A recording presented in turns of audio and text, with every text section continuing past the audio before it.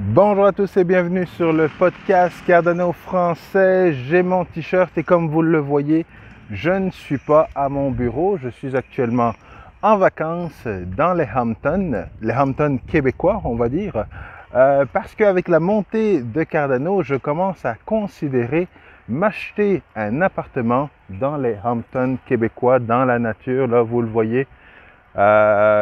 C'était une belle montée qui ne s'arrête pas. On est à la porte des 3 $.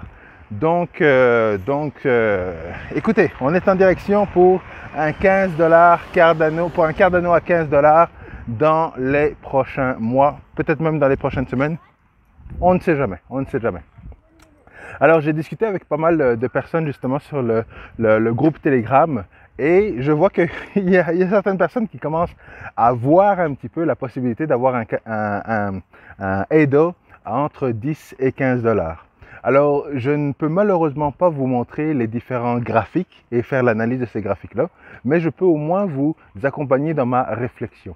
Alors, la réflexion que j'ai au niveau de voir un Cardano, un ADA à entre 10 et 15 $, c'est parce que je suis en train d'analyser les différents graphiques et les différents coins, la réaction des différents coins dans ces différents cycles.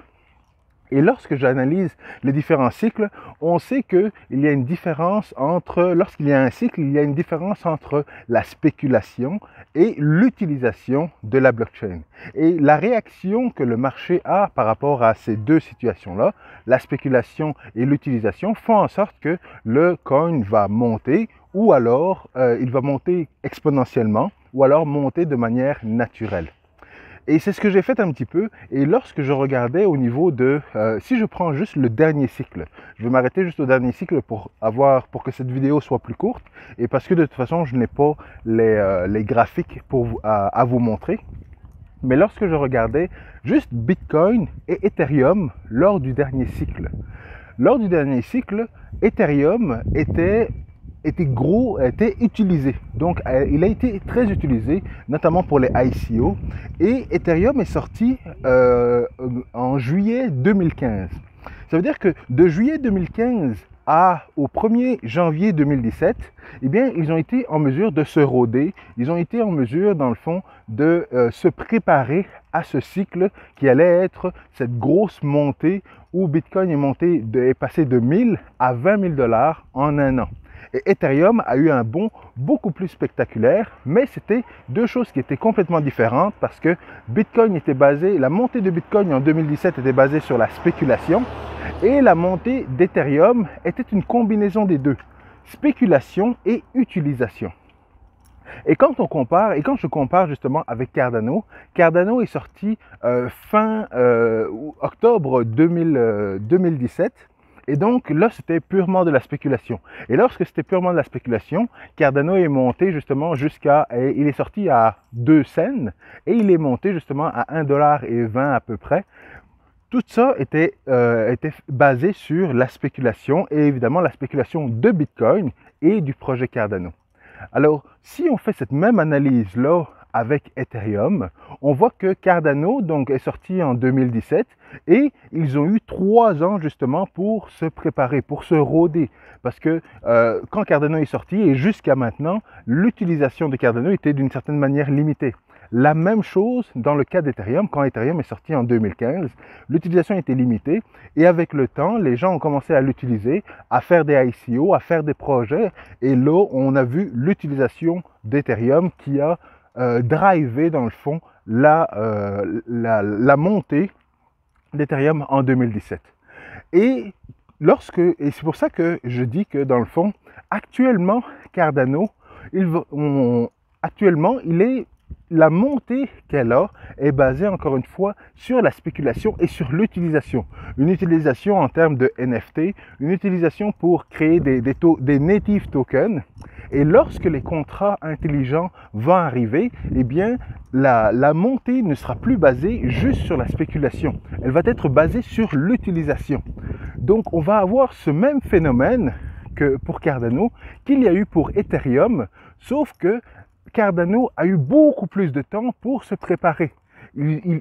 Entre 2017 et 2021, eh bien, il y a eu tout ce chantier-là qui a été fait alors que Ethereum, eux, n'ont eu qu'un an et demi pour se préparer. Et après ça, il y a eu le bull run de 2017. Et même dans le bull run de 2017, Vitalik mentionnait que Ethereum n'était pas prêt à supporter une si grosse charge avec tous les projets qui ont été émis. Et même quand la blockchain a été bloquée avec les CryptoKitties, ça montrait une certaine limite en termes d'utilisation de la blockchain Ethereum parce qu'il n'était pas prêt. Et c'est la raison pour laquelle ils continuent à faire des mises à jour et c'est la raison également pour laquelle ils justement vont passer à Ethereum 2.0, notamment pour avoir plus de performance sur la blockchain. Tandis que Cardano, lui, a eu 3 ans pendant lesquels ils ont pu se préparer, ils ont pu tester, ils ont pu improve, donc améliorer dans le fond leur blockchain. Donc leur blockchain actuellement pour ce bull run là est basé beaucoup plus sur l'utilisation que sur la spéculation. Mais évidemment, il y a toujours des personnes qui vont vouloir spéculer sur ce token là, sur cette blockchain là, et se dire que Ethereum, que Cardano va pouvoir flipper Ethereum. Et lorsqu'on dit flipper, ça veut dire devenir le numéro 2 sur CoinMarketCap. Et il faut se rappeler qu'en 2017, XRP a réussi à flipper Ethereum basé uniquement sur la spéculation.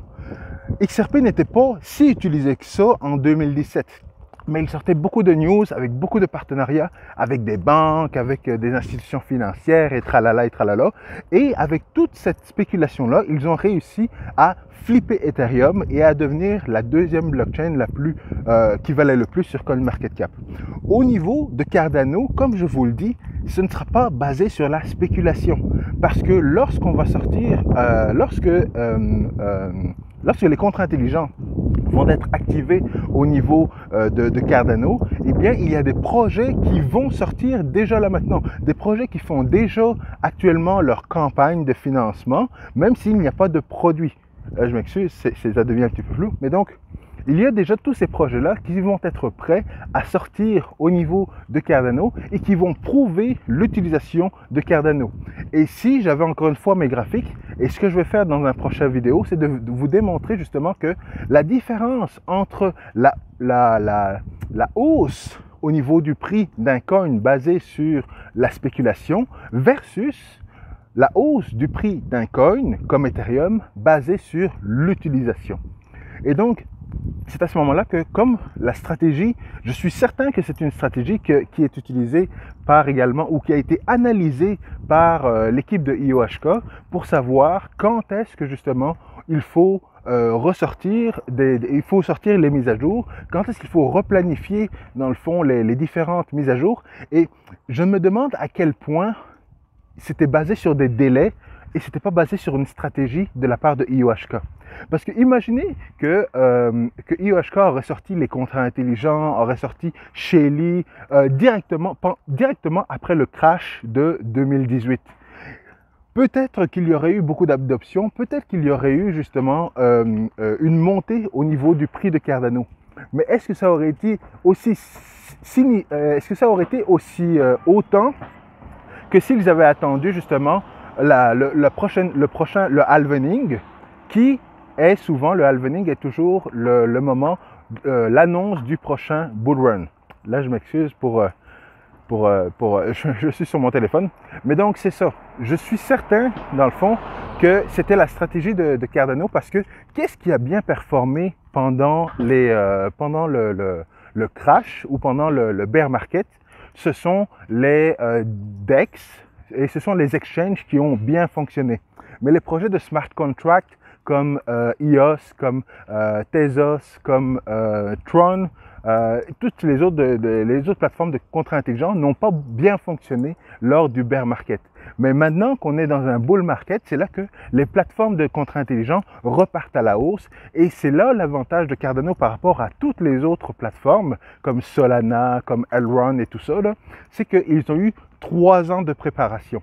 3 ans de préparation qui ont été cruciales parce que quand on analyse, on voit que Ethereum n'a eu que 1 an et demi de préparation et lorsqu'ils étaient prêts pour le bull run de 2017, il y a eu beaucoup de projets qui ont développé sur la blockchain Ethereum. Donc là, c'est pour ça que basé sur tout ça, basé sur toute cette information-là, je vois très bien un EDA qui va monter à 15 $ ou à 10, entre 10 et 15 $ basé sur la spéculation. La spéculation, c'est toutes les personnes qui vont vouloir investir pour revendre. C'est toutes les institutions financières qui vont offrir des produits d'investissement comme Grayscale et tout ça. Et c'est toutes les hodlers, donc les gens comme moi, qui vont acheter le plus de EDA possible pour les staker le plus possible également. Et ce qu'il ne faut pas oublier, c'est que le supply de Cardano est juste de 30%. Tout ce qui est liquide actuellement sur les exchanges, c'est juste 30% du supply. 70% du supply est bloqué au niveau du staking. Donc, c'est tout ça, toute cette analyse-là, et c'est juste une partie. Là, je m'excuse encore une fois pour le bruit, là, mais c'est juste une partie. Et si je pouvais encore une fois vous montrer les graphes, et avec la stratégie que je vous avais dit que d'ici la sortie des contrats intelligents, Cardano doit monter le plus possible. Et donc, on n'est même pas rendu encore, il reste encore pas mal de temps avant la sortie des contrats intelligents. D'ici là, on va avoir justement cette semaine, on va avoir donc Cardano qui va nous donner leur update. Par la suite, on va avoir la sortie du testnet au début septembre, donc la semaine prochaine. Et après ça, on a encore la sortie sur le mainnet mi-septembre. Et après ça, on a encore justement le IOHK, le Cardano Summit à la fin du mois. Et tout ça, c'est pour driver l'anticipation, faire monter le prix. Et dans le fond, ce ne sera même pas pour vendre, donc faire monter le prix sur la hype et vendre la news, parce que la news va être l'utilisation, la preuve que Cardano peut être utilisé sur le mainnet et que beaucoup de projets vont commencer à développer leur dApps, leur DEX, leur liquidity sur la blockchain Cardano. Donc, avec toute cette analyse juste théorique d'une certaine manière, je suis vraiment bullish sur le fait que Cardano peut atteindre 10 à 15 $ facilement. 10 $ minimum. 15 $, ça va être justement... dans le fond, ce que je suis en train de dire, c'est que basé sur l'utilisation, Cardano peut atteindre 10 $ facilement et il va les atteindre. Basé sur la spéculation, Cardano peut atteindre 15 $ et voire même plus, dépendamment de l'effervescence du marché. Et ça encore, je dis ça sans vous donner dans le fond d'informations au niveau des graphiques, de l'analyse des graphiques, de l'analyse dans le fond, la relation entre Cardano et Bitcoin, parce qu'il y a un gros driver, il y a quelque chose qui rajoute encore beaucoup plus d'informations, beaucoup plus de justesse par rapport à ma prédiction. Et donc ça, je vais vous la donner dans une prochaine vidéo. Alors, d'ici là, si vous aimez toujours le contenu de mes podcasts, n'oubliez pas de smasher bien fort le like button, abonnez-vous à la chaîne YouTube et partagez évidemment l'émission avec le plus de monde possible. Alors, comme vous le voyez derrière moi, ce sont des appartements que je suis en train de magasiner parce que justement avec un EDA à 3 $ ou un EDA aux alentours de 10 et 15 $, eh bien, ces condos, ici on appelle ça des condos au Québec, mais ces appartements ont une certaine valeur et donc ça peut être un investissement pour diversifier mes investissements. Donc, je ne suis pas en train de vous vendre du rêve, c'est juste que je profite de mes vacances, je profite des all-time high sur all-time high que Cardano est en train de franchir. Et encore une fois, l'analyse que je viens de vous donner, c'est vraiment une analyse juste basée sur les anciens cycles, l'analyse des anciens cycles, l'analyse uniquement de Bitcoin, Ethereum et le flippening que XRP a fait au niveau de Ethereum, basé uniquement sur la spéculation. Alors, je vous laisse là-dessus. N'oubliez pas de smasher bien fort le bouton like, abonnez-vous à la chaîne YouTube et partagez l'épisode avec le plus de monde possible. Je vous retrouve la semaine prochaine ou même peut-être plus tard cette semaine. Je reste en vacances jusqu'à vendredi, mais possiblement que je vais vous faire un update à partir d'ici, de mes vacances, sur la mise à jour mensuelle de Cardano, de IOHK, ou peut-être que j'attendrai de rentrer à la maison, d'être dans mes pantoufles et de vous amener encore une fois une analyse au niveau du graphique et tout le reste. Alors, je vous remercie. On continue la discussion sur le groupe Telegram Cardano France, Cardano francophone et Cardano et Ergo Trading francophone. Alors, à très bientôt. Peace.